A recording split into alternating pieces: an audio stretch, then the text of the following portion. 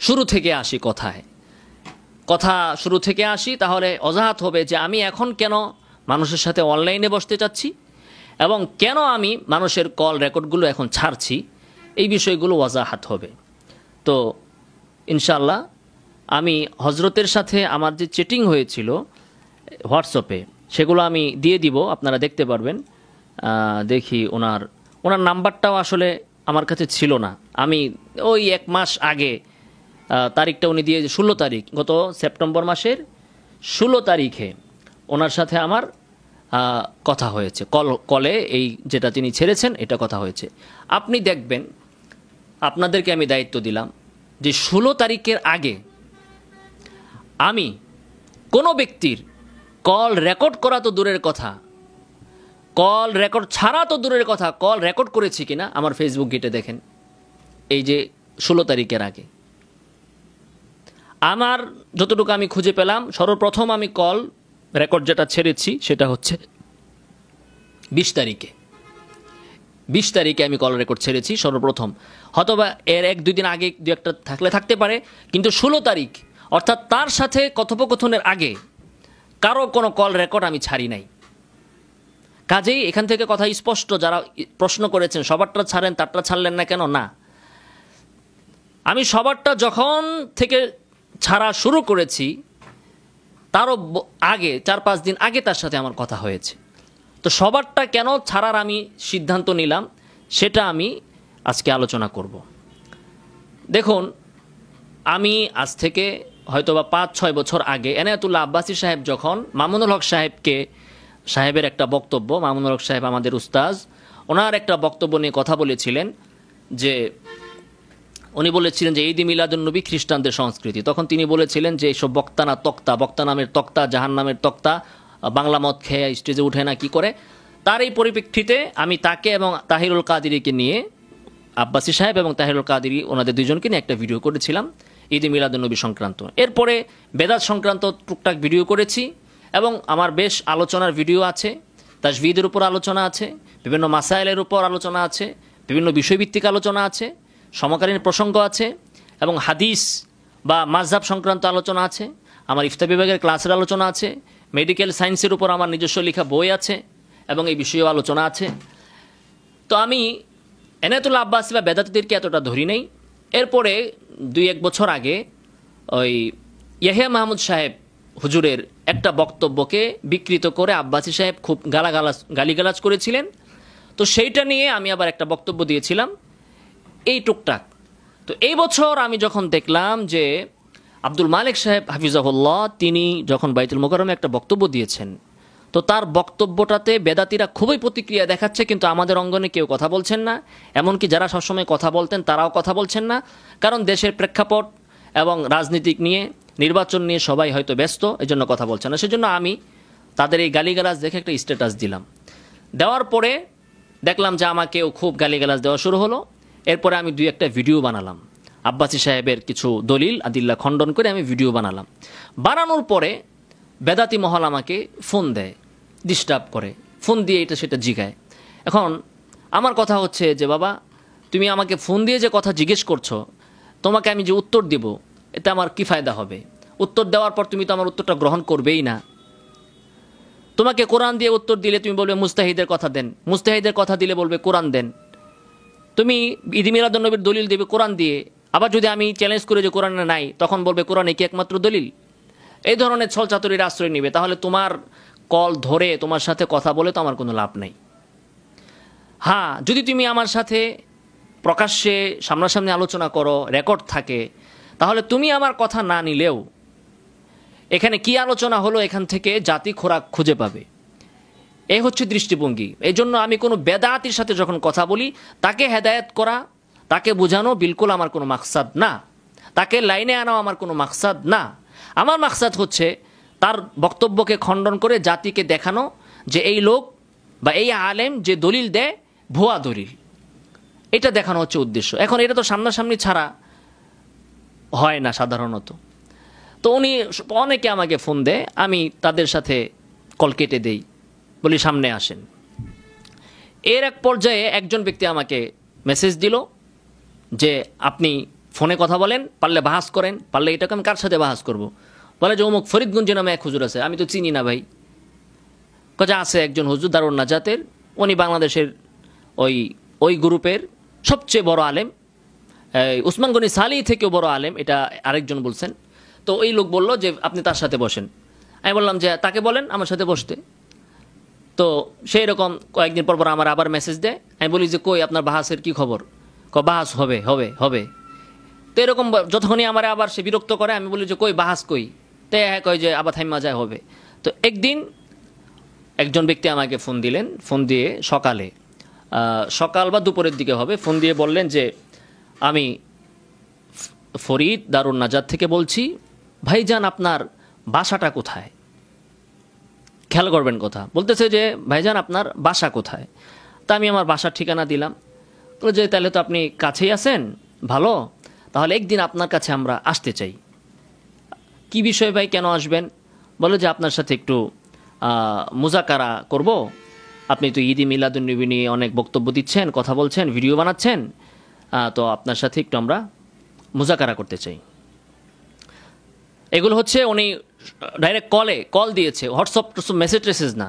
এটার কিন্তু প্রমাণ আমি দেখাতে পারবো না, তবে আমি হলফ করে আল্লাহর কসম করে বলতে পারবো, আমি এখন যা বলবো ফরিদ সম্পর্কে আল্লাহর কসম করে বলতেছি, কোনো একটা শব্দ মিথ্যা বলবো না। আর ওনাকে বলেন যে তার সাথে এরকম কথা হয়েছিল কিনা।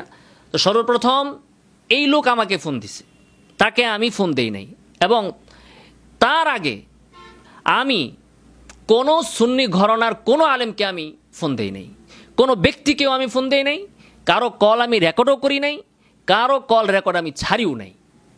রেকর্ড করা তো ছাড়িই নাই, সেখানে রেকর্ড তো অনেক দূরের কথা, ঠিক না? আচ্ছা, ওনার নাম্বারটা আবার হারিয়ে ফেলছি আমি, যেহেতু ওনার এখান থেকে আমি দেখাবো। তো এই হচ্ছে উনি আমাকে ফোন দিয়ে বললেন যে আপনার সাথে আপনার বাসায় এসে একটু মুজাকারা করব। তো ঠিক আছে ভাই, আসেন। তো আপনি তো ঈদ মিলাদুন্নবী বক্তব্য দিচ্ছেন? হ্যাঁ দিচ্ছি, আসেন। তো বলতেছে যে না ভাই, ঈদ মিলাদুন্নবী তো থাক, আমরা আগে বেদাত কাকে বলে এটা নিয়ে একটু আমরা মুজাকারা করি, একটু আমরা আলোচনা করি, যে বেদাত কাকে বলে এটা নিয়ে আলোচনা করি। তো এটা তো একটা সহজ জিনিস, বেদাত কারে কয়, এটা তো হাদিসের ভিতরেই আছে। আমার তো এটার জন্য কোনো কিতাবে যাওয়ার দরকার নাই, মুস্তাহিদের বক্তব্যের দরকার নাই। মুস্তাহিদের কিয়াস তো শরীয়তের 4 নম্বর দলিল, আমার দলিল তো সরাসরি কোরআন হাদিস। এখন তার তো কোরআন হাদিসে তার দলিল নাই, বেদাতে হাসানা তো কোরআনের ভিতরে নাই, হাদিসের ভিতরে নাই, তো মুস্তাহিদের কিয়াস। এখন সে চাইতেছে যে আমি যেন কোরআন হাদিস থেকে ফিরা তার কথায় আসি, যে দলিল হবে মুস্তাহিদের বক্তব্য, কোরআন দলিল না। শুরু থেকেই তার প্রচেষ্টা হচ্ছে এটা। আমি এখান থেকে তার বক্তব্যগুলো আমি আপনাদেরকে ইনশাল্লাহ শোনাবো। এখান থেকে তার কথাগুলো যেগুলো আছে আর কি, এগুলো আমি ইনশাল্লাহ আপনাকে শোনাবো। তো ঠিক আছে, উনি বলতেছে যে আলোচনা হবে কি সম্পর্কে? ঈদে মিলাদুন্নবী না, আলোচনা হবে বেদাত সম্পর্কে। প্রথমেই ঈদে মিলাদুন্নবী নিয়ে এসে আলোচনা করতে মানে প্রথমেই ভাগছে যে না, আমি কিছু ঈদে মিলাদুন্নবী নিয়ে আপনি আসেন, এটা নিয়ে তো আমি কথা বলতেছি, এটা নিয়ে আপনি আলোচনায় আসেন। আমি তো ঈদে মিলাদুন্নবী নিয়ে বহুত ভিডিও তখনও বানিয়ে ফেলছি, প্রতিদিন 1-2টা বানাচ্ছি। তো আপনি এটা নিয়ে আসেন, না না ঈদে মিলাদুন্নবী নিয়ে না, এটা থাক, বেদাত নিয়ে আলোচনা হবে, বেদাত কাকে বলে। তো ঠিক আছে, আসেন, বাসায় আসেন, কবে আসবেন? আচ্ছা ভাই, আসার আগে একটা কাজ করি, আমরা হোয়াটসঅ্যাপে আমরা একটু মানে আলোচনাটা কি বিষয় তো ঠিক হইলো, মানে এখন আলোচনার উসুল আমরা ঠিক করি, ঠিক করি আগে। তো প্রথম বিষয় ছিল ঈদ মিলাদুন্নবী, ঈদ মিলাদুন্নবী থেকে বেদাত থেকে এখন আসবে কোথায়? উসুল ঠিক করি আলোচনার। তো ঠিক আছে, আসেন। তো হোয়াটসঅ্যাপে প্রথম মেসেজ হচ্ছে ওনার মিলাদ সারসংক্ষেপ, তার একটা PDF পাঠাইছে। দ্বিতীয় মিলাদ কিয়াম দ্বিতীয় প্রকাশ ফুল PDF আরেকটা পাঠাইছে। আচ্ছা, তার সাথে আমার উসুল নিয়ে আলোচনা হবে, সে আমাকে কি পাঠায়? বই পাঠায়। আমি কিন্তু তারে মেসেজ দেই নাই, তারে কলও করি নাই, তারে মেসেজও দেই নাই। দেখেন, এটা হচ্ছে 15 সেপ্টেম্বরের আগে হবে, বা 15 সেপ্টেম্বর। রাহমাতুল্লাহ ভাই, এটার প্রথম অধ্যায়টাই বেদাতের উপরে। আপনি যদি বইয়ের একটু ভিতরে যান তাহলে দেখবেন প্রথম অধ্যায়টা বেদাতের উপরে, ওই অধ্যায়টা এটার ভিতরে আছে। এটা একটু কষ্ট করে বেদাতের অধ্যায়টা দেখলে ভালো হবে। উনি করবে আমার সাথে বাহাস, উনি আমারে তার লিফলেট পাঠায়, ওগুলো আমি মোতালা করতাম। তো আমার কি আজাইরা মানে কুত্তায় কামড়াইছে যে বেদাতির বই আমি পড়বো, তার বই আমার পইরা বেদাত কারে কই শিখতে হবে, মানে আমাকে বেদাতি বানানোর ফোন দিয়ে তা সে নিছে। তো এটা ব্যর্থ হইয়া বেটার আগে এখন আমার কল রেকর্ড ছাড়ছে।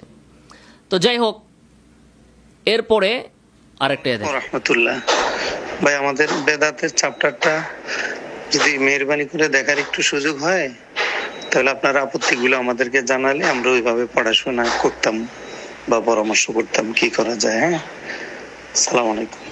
তো দেখেন, আমি কিন্তু তাকে ভাষ সম্পর্কে ফোনেও বলি নাই, আলোচনা সম্পর্কে সেই আমারে বলতেছে। তো প্রথম আলোচনা ঈদ মিলাদুন্নবী, এরপরে বেদাতের পরে উসুল ঠিক করবে হোয়াটসঅ্যাপে আইসা। এখন সে আমারে বারবার খালি মেসেজ দিচ্ছে কি বিষয়ে, যে ভাই আমার বইটা কি একটু পড়ছেন, এটা পড়ার পরে একটু দেখেন কেমন হয়েছে বইটা, বা এই বিষয়ে আপনি কি বলেন। হ্যাঁ, আমরা একটু পড়াশোনা করতাম। আরে পড়াশোনা আপনার সাথে আমার কি এর পড়াশোনা? আপনি কি আমার তালিমে মুরব্বি নাকি যে আপনার দেওয়া বই আমার পড়তে হবে? তাই একটা ব্যক্তিকে যদি বারবার আপনি ফোন দিছেন বাহাসের কথা বইলা, মুজাকারার কথা বইলা, তার বাসায় এসে মুজাকারা করবেন, এরপরে আপনি হোয়াটসঅ্যাপে মূল প্রসঙ্গের খবর নাই, আপনি আপনার বই দিয়ে বারবার বিরক্ত করতেছেন, বারবার মেসেজ পাঠাচ্ছেন। আমরা তো আর ওনার মতো এত আজারিয়া না, আমাদের তো কাজ আছে। আমি নিজে একটা বই লিখতেছি ঈদ মিলাদুন্নবীর উপর, তো আমার যা মোতালার দরকার আমি সেটা করব। আমি তার ওই বাংলা চটি বই এটা কেন পড়বো? বারবার আমাকে মেসেজ দিচ্ছে, 2 দিন দিছে, আমি কিন্তু এখনো পর্যন্ত তাকে এই বিষয়ে মেসেজ দেই নাই। 3 নম্বর দিন আবার আসসালামু আলাইকুম রহমতুল্লাহ। রাকিব ভাই, আমার ওই বেদাতের উপর লেখাটা দেখার সুযোগ হয়েছে কিনা, আমরা ওটার উপরে ধারাবাহিক আলোচনা করলে বোধহয় আমাদের ইলমে অনেক ফায়দা হইতো। আসলে ওখানে কি কি ত্রুটি আছে বা আপনার বেদাতের উপর আপনার কোনো সংকলন থাকলে আমাদেরকে দিলে আমরা উপকৃত হইতাম। আমরা যদি বেদাতের উপর আগে কথা বলি তাহলে আমাদের ইলমি মুনাকাশাটা অনেক ভালো হইতো। আমি আপনার একান্ত সহযোগিতা কামনা করতেছি, বা আরো কোনো আলেমের কাছে যদি যাওয়া লাগে আপনি বললে আমি ইনশাল্লাহ যাব, প্রয়োজনে শিখবো। এটা জাস্ট চ্যালেঞ্জ বা বহসের জন্য না, এটা শুধু বেদাতের বিষয়ে আমরা জানতে চাই, বুঝতে চাই। আমরা এরপরে উদাহরণে আসব। বিষয়টা আপনার অনেক দৃষ্টি কামনা করছি। 3 দিন কিন্তু হয়ে গেল। তো প্রসঙ্গ কোত্থেকে কই গেল? যে ছেলে আমাকে তার নাম্বার দিয়েছে বা তার কাছে আমার নাম্বার দিয়েছে, ওই ছেলের চ্যালেঞ্জ হচ্ছে যে বেটা পারলে ফরিদগঞ্জের সাথে বৈশা দেখ, 2 মিনিটও টিকবি না। আর ফরিদগঞ্জে এসে আমার কি বলতেছে, করবে বাসায় এসে মুজাকারা, এর জন্য হোয়াটসঅ্যাপে উসুল ঠিক করবে। এরপরে এসে কি করতেছে, বাহাসের খবর নাই, বলে যে আমরা 2জন বই পড়ি, পরে বইয়ের উপর ধারাবাহিকভাবে আমরা আলোচনা করি। তার সাথে তার বই নিয়ে, মানে বাহাসের বিষয় এখন হয়েছে কি, তার বইয়ের উপর আমরা আলোচনা করতাম। এরপর উনি একটা মেসেজ পাঠিয়েছেন আমাকে, একটা ফরওয়ার্ড করেছেন যে মোহতারাম ফরিদ আউয়াল ভাইকে আলোচনার আহ্বান ইত্যাদি, কার সাথে কি রেজাউল করিম আবরারের ভাইয়ের একটা পোস্ট নিয়ে এটা করছে। তো এরপরে সর্বপ্রথম আমি যখন তাকে মেসেজ ভয়েস দিই, এর আগে আমি তাকে এই সংক্রান্ত কোনো মেসেজ দিই নাই। উনি যখন আমাকে তার বইয়ের কথা বলে, তা আমার বইটা পড়েন, তখন আমি এনায়েতুল্লাহ আব্বাসী সাহেবের যে বক্তব্যগুলো খণ্ডন করছি, সে আমার বই পড়তে বললে আমি আমার একটা ভিডিও তারে পাঠিয়ে দিই, যে বেটা বইয়ে যা লেখছেন এটা তো আমার ভিডিওর ভিতরে খণ্ডন করা আছে, আপনারা তো এটাই লিখবেন বেদাতের প্রকার, বেদাতের সংজ্ঞা। তার বই আমি পড়ি নাই, কিন্তু এটা বেদাতের ভিতরে আপনি বেদাতিরা তো এক কথাই লিখবে, আব্বাসী যা কয় উনি তো তাই বলবে। আমি ভিডিওগুলো পাঠাইছি, সে আমার ভিডিও খণ্ডন করে না, খালি বলে যে তার বই আমি পড়তে। তো এরপরে আমি প্রথম যে ভয়েস মেসেজটা আমি তাকে দেই সেটা হচ্ছে এই, বেদাতের সংজ্ঞা নিয়ে আপনি যে মানে পারাপারি করতেছেন, বেদাত তো নতুন কোনো জিনিস না, আর এটার সংজ্ঞা নাই এমনও কোনো জিনিস না, আর এটা এমন জিনিস না যে এটার জন্য এখন মানুষ বেদাত করতেছে, বেদাতের অর্থ বুঝে না, এই জন্য বেদাতের অর্থ নবীর হাদিসের ভিতরেই আছে, মান আহদাসা ফি আমরিনা হাযা মা লাইসা মিনহু ফাহুয়া রাদ্দুন। এটাই স্পষ্ট হাদিস, এই হাদিস থেকেই বেদাত কোনটা যার বুঝার সে বুঝে নেয়, ঠিক আছে না? এটাই বেদাতের সংজ্ঞা। তাকে আমি এখানে স্পষ্ট বলে দিলাম যে ভাই বেদাত আপনি ঈদ মিলাদুন্নবী নিয়ে করবেন বাহাস, এইটার জন্য আপনি আসছেন বেদাতের সংজ্ঞা, তারপরে বেদাতের সংজ্ঞা বের করতে যেয়ে আপনার বই পর্যালোচনা মোনাকাশা। আমি বলেই দিলাম যে ভাই বেদাতের সংজ্ঞা হাদিসের ভিতরে স্পষ্ট আছে, বেদাতের সংজ্ঞা না জানার কারণে আপনি বেদাত করতেছেন বিষয়টা এরকম না, জান্নাও না জানার ভান করতেছেন। এখন এই ব্যক্তি আমাকে মেসেজ পাঠিয়েছে লিখিত, ভাই আমরা তো বলেছি প্রথমে আমরা বেদাতের পরিচয় ও প্রয়োগ নিয়ে কথা বলবো, তারপর আমরা একটি একটি করে উদাহরণ মুজাকারা করব ইনশাআল্লাহ। ভাই, আমি আপনাকে বেদাতের যে লেখাটা দিয়েছি তার সাথে আপনি একমত কিনা, দ্বিমত হলে ব্যাখ্যা সহ জানালে ভালো হয়। জাযাকাল্লাহ আহসানাল জাযা।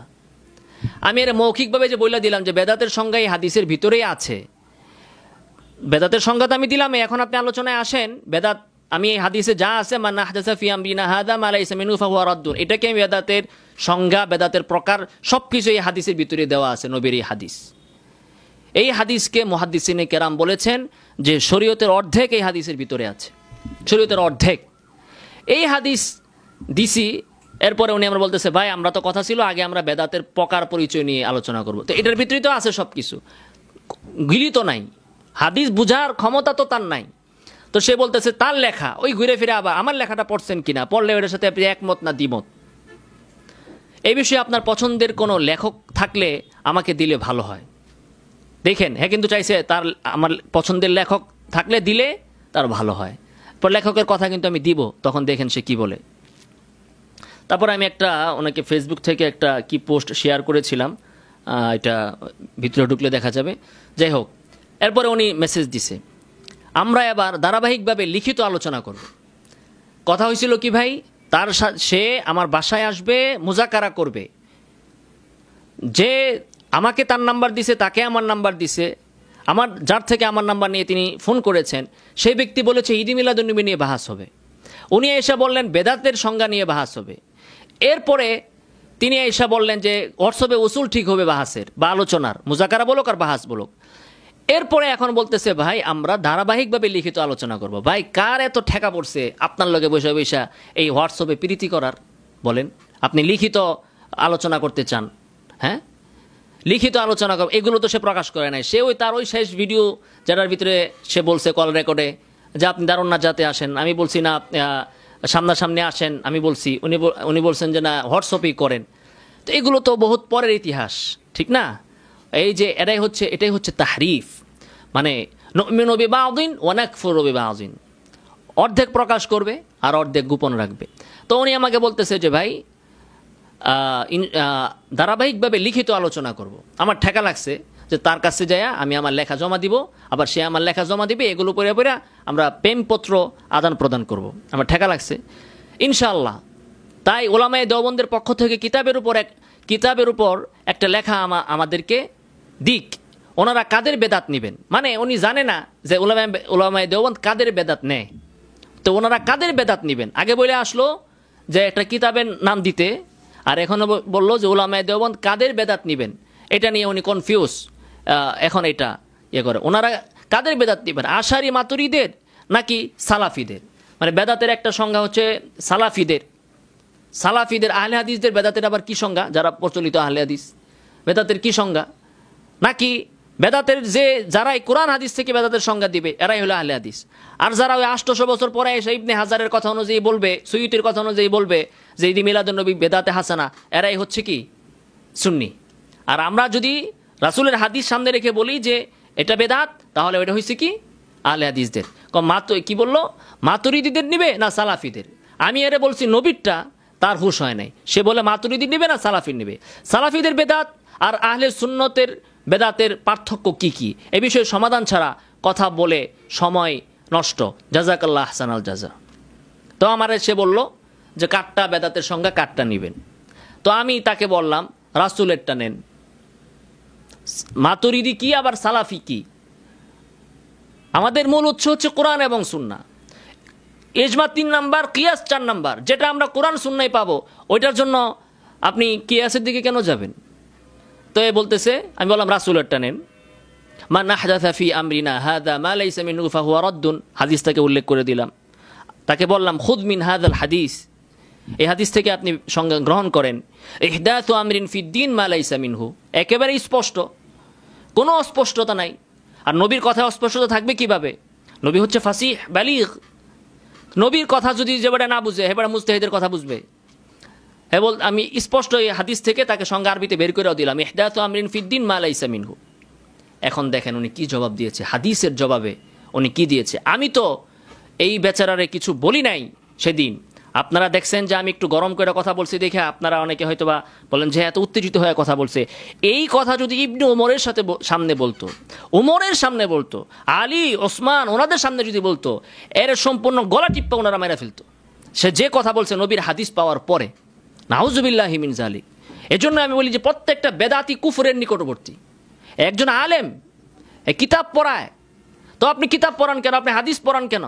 আপনি হাদিস কি পড়ান? এই হাদিস বুখারীর ভিতরে নাই, তো বুখারীর হাদিস আপনি কেমনে পড়ান কেন? তাইলে বুখারী পুইরা ফেলেন, বসে বসে মুস্তাহিদের কথা নিয়ে মুস্তাহিদের কথা দুইয়া পানি খান। তো নবী হচ্ছেন রহমত, আর রসুলের হাদিস কার জন্য? মুস্তাহিদের জন্য। কোথায় এই কথা আছে যে আহাদিসুন নবী সাল্লাল্লাহু আলাইহি ওয়াসাল্লাম খাসাতুন বিল মুস্তাহিদ? এই যে বেদাতিরা যে মানুষকে বলে তোমরা কোরআন পড়ো না, তোমরা হাদিস পড়ো না, সোর্সিনা চটি বই পড়ো, কি উদ্দেশ্য? উনি যে আমার খালি বারবার বলতেছে যে আপনি আমার এই বইটা পড়েন, আমার এই বইটা পড়েন, উদ্দেশ্য এটাই। নবীর হাদিসে গেলে তো অশেষ, কোরআনের ভিতরে ঢুকলেই তো হয় শেষ। তার উসুল আর আমার উসুল মিলবে কিভাবে বলেন? আমি মনে করি মুহাম্মদ সাল্লাল্লাহু আলাইহি ওয়াসাল্লামের ওফাতের পর, খোলাফায়ে রাশিদিনের পর, সাহাবায়ে কেরামের পর আর যে ইবাদতে আবিষ্কার করুক, সে যেই হোক না কেন, সেই ইবাদত মারদুদ। আর এই বেচারারা মনে করে উসমান গনি সালিহি যদি আজকে একটা ঈদ আবিষ্কার করে, নামাজ আবিষ্কার করে, তাহলে ওইটা মুহাম্মদ সাল্লাল্লাহু আলাইহি ওয়াসাল্লামের ঈদ থেকেও আরও বেশি শ্রেষ্ঠ হবে। তাহলে এর সাথে আমার উসুল মিলবে কিভাবে? এখন একটা হিন্দুর সাথে আমার উসুল মিলবে, তো একটা বেদাতির সাথে আমার উসুল মিলবে কিভাবে? আর উসুল মিললে ওই বেদাতি হইল কিভাবে? আর উসুল যদি মিলতো তাহলে আমিও বেদাতি হইতাম। তার উসুল আমার উসুল এক থাকলে হয়তোবা সে আমার লাইনে যেত, আমি তার লাইনে যেতাম। উসুলই তো এক না। সে মনে করে যে 2025 সালেও নতুন নতুন ইবাদত বানানো যায়, আর আমি মনে করি 2025 কেন, 2025 তো দূরের কথা, নবীর পরে এবং খোলাফায়ে রাশিদিনের পরে আর কোনো ইবাদত আবিষ্কৃত হতে পারে না, যা হবে সেটাই বেদাত। এটাই সমস্ত ওলামায়ে কেরামের বক্তব্য। কোন ওলামায়ে কেরাম এই বিষয়ে দ্বিমত পোষণ করেছেন?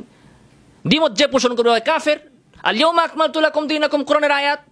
এখন হয় যদি বলে যে আমি কোরআনের আয়াত বুঝি না, তাহলে ওইটা ওর দুর্ভাগ্য, এটা আমার কি আসে যায়? কেউ যদি বলে কোরআনের আয়াত পেয়ে যায়, আমি কোরআনের আয়াত তো বুঝা আমার কাজ না, আমার কাজ হচ্ছে মুস্তাহিদের কথা বুঝা, তাহলে এর কপাল হে পড়ছে। এরপরে কোনো মুস্তাহিদ তো তার পক্ষে বলবে না। যাই হোক, তাহলে তার সাথে চেতাচিত করার কারণটা হচ্ছে এটা, সে কত বড় বেয়াদব, কত বড় গুস্তাখে রাসূল। নবীর হাদিস পাওয়ার পরে সে বলে রাসূলেরটা নিবেন মুস্তাহিদ ইমামগণ। তাহলে আপনারা কেন কিতাব পড়েন, কেন হাদিস পড়েন? শুধু মুস্তাহিদ ইমামের কথা পড়বেন, হাদিস কেন পড়েন? আর আমি যে কথা বলছি মুস্তাহিদ ইমামরা তো এই হাদিস থেকে নিয়েছেন। তো আমার দলিল যদি হাদিসের ভিতরে থাকে তাহলে আমি কি সেই হাদিস পেশ করতে পারবো না? হ্যাঁ, আপনি বলেন যে না, আপনি এই যে হাদিসটা পেশ করেছেন এটা তো ভুল পেশ করেছেন, এখানে তো এই কথা বলা হয় নাই, আপনি যা দাবি করেছেন উমুক ইমাম মুস্তাহিদ ইমাম বলেছেন যে হাদিসটা অন্য ক্ষেত্রে প্রযোজ্য। আপনি সেটা বলতে পারতেন, যেই হাদিসের মোকাবেলায় এই হাদিস আছে যদি থাকতো আপনার কাছে, অথবা ইমাম উমুক ইমাম তো এই হাদিসের ব্যাপারে এরকমটা বলেছেন, তাহলে তার বুঝ আর আপনার বুঝ তো মিলল না। তখন আমি বলতাম যে হ্যাঁ, আমি যেটা বলেছি আমার পক্ষে অমুক মুস্তাহিদ ইমাম আছেন, আপনার পক্ষে অমুক মুস্তাহিদ ইমাম আছেন, বলতাম। এই না বইলা আমি হাদিসটা শুধু বলছি, আর এই বইলা ফেললো যে হাদিস নেওয়া এটাই মুস্তাহিদ ইমামের কাজ। আমাদের নেওয়ার অধিকার কে দিল? হাদিস গ্রহণ করার অধিকার আমাদেরকে কে দিল? বলেন ভাই, এই ধরনের বেদাতিদের এই ধরনের কথা শোনার পরে একজন মুমিনের রক্ত কি ঠান্ডা থাকতে পারে? ঠান্ডা থাকতে পারে? আপনারা রাস্তাঘাটে একটা চোরকে গণদোলাই দেন, একটা ডাকাতকে পিটান, ধর্ষককে পিটান, তাহলে যে নবীর হাদিস পায়া, যে সাহাবায়ে কেরামের সামনে নবীর হাদিস বলার পরে কেউ যদি বলতো যে এটা আবু বকর এমনটা বলছে, সঙ্গে সঙ্গে ইবনে ওমর বর্ণ সাহাবী রাগান্বিত হয়ে যেতেন যে আমি তোমাকে নবীর হাদিস শোনাচ্ছি আর তুমি আইসো অমুক সাহাবীর কথা, অমুকের কথা নিয়ে। ওনারা রাগান্বিত হয়ে যেতেন। আর এই ব্যক্তি সম্পূর্ণ রদ। তো দেখেন কত বড় আবার বোকা, নির্বোধ, কারণ বেদাতি মানেই মাথায় গিলু নাই, এ কত বড় নির্বোধ। তো সে দলিল আমি দিলাম হাদিস দিয়া দলিল, সে বলতেছে হাদিস দিয়া দলিল দেওয়া আঙ্গর কাজ না। তার কথার সপক্ষে দলিল দিল কোরআনের 3টা আয়াত দিয়া, ফাসালু আহলা যিকরি ইন কুনতুম লা তা'লামুন, তোমরা জিজ্ঞাসা করো আহলু যিকিরকে ইন কুনতুম লা তা'লামুন, যদি তোমরা না জানো। আতিউল্লাহ ওয়া আতিউর রাসূল ওয়া উলিল আমরি মিনকুম, তোমরা অনুসরণ করো আল্লাহর, তার রাসূলের এবং তোমাদের মধ্য থেকে যারা আলেম তাদের, এবং ওয়াত্তাবিয়া সাবিলা মান আনাবা ইলাই, যে আমার দিকে ধাবিত, আল্লাহ বলতেছেন তোমরা তার অনুসরণ করো। এই 3 আয়াত দিয়ে এখন তার এলেমের দৌড় কদ্দুর, কোরআনের দৌড় কদ্দুর, এখান থেকে আপনি বুঝেন। আমি স্ক্রিনশট আপনাদেরকে দিয়ে দিব। আমি চাই নাই যে তার গুমর এতদিন ফাঁস করতে, আজকে ফাঁস সে নিজে করতে বাধ্য করলো। হ্যাঁ, তার ছাত্ররা এটার জবাব দিক যে রাসূলের হাদিস গ্রহণ করা যাবে না, কারণ রাসূলের হাদিস বোঝার ক্ষমতা আবার নাই। এর দলিল হচ্ছে ফাসালু আহলা যিকরি ইন কুনতুম লা তা'লামুন। আল্লাহ তাআলা বলতেছেন না জানলে তোমরা আহলু যিকিরকে, জাননেওয়ালাদেরকে জিজ্ঞেস করো যদি তোমরা না জানো। না জানলে জাননেওয়ালাকে জিজ্ঞেস করো। অতএব নবীকে জিজ্ঞেস করা যাবে না, তার মানে নবী আহলু যিকির না, নবী জাননেওয়ালা না। আল্লাহ বলতেছেন যদি না জানো তাহলে জাননেওয়ালাকে জিজ্ঞাসা করো। উনি বলতেছেন যে না, নবীর হাদিস থেকে নেওয়া যাবে না, নবীর হাদিসকে থেকে জিজ্ঞাসা করা যাবে না। কেন? তাহলে নবী কি আহলে যিকির নন? নবী কি আলেম নন?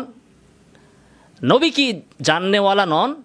আল্লাহ বলছেন জাননেওয়ালাকে জিজ্ঞাসা করতে। তো নবী তো জাননেওয়ালাদের ভিতরে সবচেয়ে আগের। যে কথা আমরা নবীর থেকে উত্তর পাবো সেই কথায় আমরা কেন সাহাবীদের দিকে যাব? যেটা আমরা সাহাবীর থেকে পাবো সেটা কেন তাবিঈতে যাব? তাবিঈর মধ্যে যেটা পাবো সেটা কেন আবু হানিফার কাছে যাব? আবু হানিফার কাছে যেটা পাবো সেটা কেন সুফিয়ানের কাছে যাব? তো শরীয়তের তো উসুল 4টা, কিন্তু ভাগ আছে না।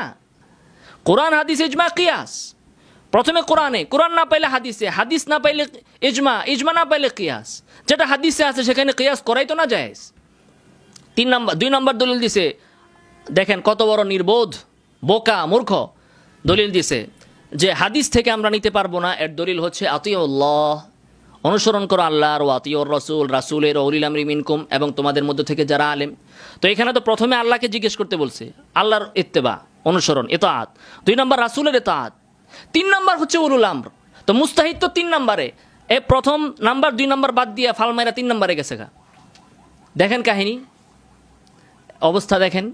তারপরে ওয়াত্তাবিয়া সাবিলা মান আনাবা ইলাই, আল্লাহ তাআলা বলতেছেন যে আমার দিকে ধাবিত তুমি তার অনুসরণ করো। তার মানে নবী আল্লাহর দিকে ধাবিত নন, এই জন্য নবীর অনুসরণ করা যাবে না। নাউজুবিল্লাহি মিন যালিক। ঈমান আছে? এরপরে কত বড় নির্বোধ, হাদিস আমরা বুঝি না সেজন্য হাদিস দিয়ে দলিল দেওয়া যাবে না। এর পক্ষে দলিল হচ্ছে কোরআন। তো কোরআন আপনি কেমনে বুঝেন? আপনি কোন মুস্তাহিদ যে আপনি কোরআন বুঝেন? আমি যদি হাদিস না বুঝি তো আপনি কোরআন বুঝলেন কেমনে? আপনি কোরআনের দলিল কেমনে দেন? আপনি নির্বোধ না? তাহলে হাদিসকে বন্ধ করার জন্য, হাদিসের পথকে বন্ধ করার জন্য, হাদিস বুঝি না এই কথা বলে আপনি দলিল দিচ্ছেন কোরআন দিয়া। কি সিস্টেম এটা? এটা কোন ধরনের ইস্তিদলাল হইল? হ্যাঁ, আমার কল রেকর্ড সেরা ফডর করতেছে। হ্যাঁ, যে এখানে স্ক্রিনে এখন যদি আমি দেই, সে যে মেসেজে আমার কি বলে রাখছে, আর তার উপরে যে আমি রাগান্বিত হয়েছি কেন, এটা দেখেন। এটা যদি আমার কোনো ছাত্র, আমার কোনো ছোট ভাই করতো, আরে আমি 100 জুতা পেটা করতাম। এত বড় বেয়াদব তুই, যে নবীর হাদিস আসার পরে তুই বলস যে হাদিস বুঝা আমাদের কাজ না, হাদিস নিবেন মুস্তাহিদরা, এর দলিল হচ্ছে কোরআনের আয়াত। তুই কোরআন বুঝস আর হাদিসের বেলায় তুই মুস্তাহিদের উপরে ছাইরা দেস। কত বড় বাটপার তুই! এই হলো এর অবস্থা। তো দেখেন এরপরে ফাসআলু আহলা যিকরি ইন কুনতুম লা তা'লামুন, আতিউর রাসূল, রাসূল সাল্লাল্লাহু আলাইহি ওয়াসাল্লাম থেকে নেওয়ার জন্য স্বয়ং আল্লাহ আদেশ করেছেন। আপনার আর কার অনুমতি লাগবে? উনি যে আমাকে জিজ্ঞেস করেছিল যে হাদিস থেকে নেওয়ার অধিকার আমাদেরকে কে দিয়েছে, তো আমি তাকে বললাম যে আপনার আর কার অনুমতি দরকার? বেচারা এটার কোনো উত্তর দিল না। প্রসঙ্গ আরেকটা নিয়ে আসছে, মা লাইসা মিনহু, বলে হাদিসে কি বোঝানো হয়েছে? ইমামগণ তো বুঝেছেন মুস্তামবাতাম মিনহু, আর ইস্তেমবাত করা মুস্তাহিদের কাজ। তো কেটা না করছে ইস্তেমবাত করা মুস্তাহিদের কাজ? তো ইস্তেমবাত করা মুস্তাহিদের কাজ দেখে কি এই হাদিস থেকে বেদাতের সংজ্ঞা নেওয়া যাবে না? মা লাইসা মিনহু মানে হাদিস থেকে যেটা মুস্তামবাত করা হয় নাই, এমন নতুন কিছু আবিষ্কার করলে সেটা বেদাত হবে। তো এই জায়গায় সে অপ্রাসঙ্গিকভাবে মুস্তামবাতাম মিনহু এই শব্দ এখানে সে নিয়ে এসেছে। তারপরে বলতেছে তাহলে সনদের কি দরকার? আজব কথা। তো হাদিস থেকে যখন নিব তো হাদিসে সনদ লাগবে না? হাদিস থেকে আমি নিতে বলতেছি, তো সনদ ছাড়া আমি হাদিস, এটা কি হাদিস কি হাদিস না, সহি কি দাইফ না মাউজু, কীভাবে বুঝবো? তো হাদিস থেকে নেওয়ার জন্যই তো সনদ আবিষ্কার হয়েছে। সনদের আবিষ্কার কি এই জন্য হয়েছে যে হাদিস থেকে না নেওয়ার জন্য, নাকি হাদিস গ্রহণ করাকে সহজ করার জন্য সনদের আবিষ্কার হয়েছে? তো এই হচ্ছে এই বেচারার বক্তব্য বা বুঝ। এরপরে উনি বলতেছে যে আহলে হাদিসরা তো এটাই চায়। তো আহলে হাদিসরা যদি কোরআন হাদিস চায়, কোরআন হাদিস দিয়ে যদি আহলে হাদিসরা দলিল দেয়, জন্য আমরা দলিল দিতে পারবো না। আহলে হাদিসরা নামাজ পড়ে দেখে আমরা নামাজ পড়বো না, তাহলে তো মুস্তাহিদ ইমামের কোনো প্রয়োজনই নাই। কত বড় নির্বোধ! মুস্তাহিদ ইমামের প্রয়োজন কেন থাকবে না? সব হাদিস কি স্পষ্ট নাকি? সব হাদিস কি বেদাত নিয়ে আলোচনা? নতুন রকেট আবিষ্কার হবে, ফ্যান আবিষ্কার হবে, ট্রেনে নামাজ হবে কি হবে না, বিমানে অজু কিভাবে করবেন, নামাজ কিভাবে পড়বেন, নতুন নতুন বিষয় আবিষ্কার হবে, নতুন নতুন মুস্তাহিদ আসবে।